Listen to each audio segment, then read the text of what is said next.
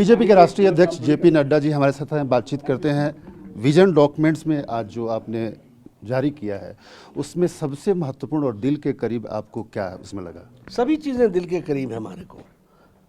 सभी अमोद भाई हमको जो हम लोगों ने रखा है वो सब एक बड़ी डिटेल में वर्कआउट करके रखा है और वो समाज को मजबूती देने के लिए रखा है, तो हम उसी तरीके से उसको देखते हैं।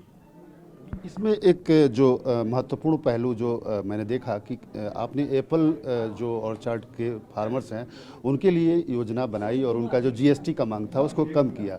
आपने अन्य भी मांगों को, बेरोजगारी के मुद्दे पे भी उसमें एड्रेस किया है, लेकिन ओपीएस की एक मांग काफ़ी दिन से यहाँ पे चल रही है, उस पर कुछ एड्रेस नहीं। ठीक है ना, वो हमारे मंगल पांडे जी ने कहा है, मुझे लगता है उतना काफ़ी है।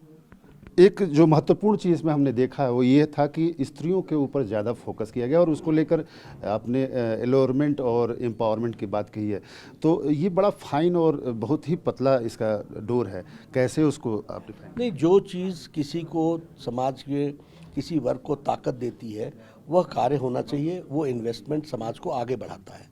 लेकिन जो चीज़ किसी पॉपुलिस्ट तरीके से सिर्फ लोगों को खुश करने के लिए दी जाती है वो एल्योरमेंट है, उससे हमको दूर रहना चाहिए। एक जो महत्वपूर्ण इस विजन डॉक्यूमेंट में चीज़ हमने देखा वो ये था कि जो वक्फ बोर्ड की प्रॉपर्टी है उसमें उसको लिए कमेटी बनेगी और उस पर विशेष ध्यान दिया गया है।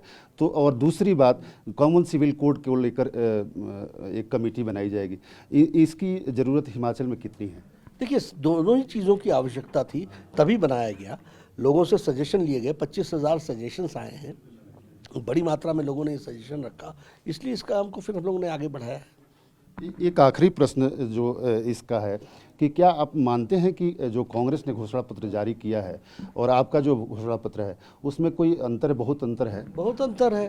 वो पढ़ने वाले ने, लिखने वाले ने पढ़ा नहीं है, पढ़ने वाले ने लिखा नहीं है, तो वो तो सीरियसली किसी चीज़ को लेते ही नहीं, ना उसमें विजन है, ना वजन है, ना डायरेक्शन है, और वो पॉपुलिस्ट स्लोगन्स की तरीके से चीज़ों को रखने का प्रयास हुआ है।